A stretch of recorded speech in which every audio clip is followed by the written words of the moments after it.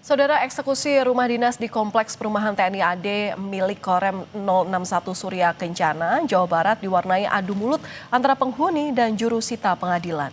Penghuni menolak mengosongkan rumah dan meminta perpanjangan izin tinggal. Hari ini sampai hari ini Ketua Pengadilan Negeri tidak ada penangguhan terhadap eksekusi pengadilan. Kita tidak ada hadir di situ ya.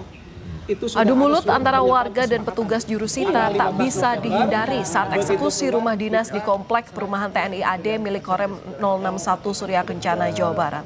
Warga meminta keringanan perpanjangan izin tempat tinggal. Dan Rem 061 Surya Kencana, Brigjen Thomas Rajunio, menyebut sengketa sudah berlangsung lama dan telah dilakukan beberapa kali mediasi. Tahun 2018 tergugat membawa kasus ini ke pengadilan dan dimenangkan penggugat Korem 061 Surya Kencana.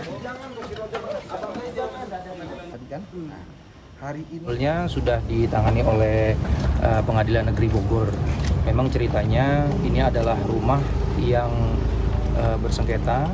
Sebetulnya rumah milik Kodam 3, milik Korem 061 Surya Kencana, ada 11 rumah.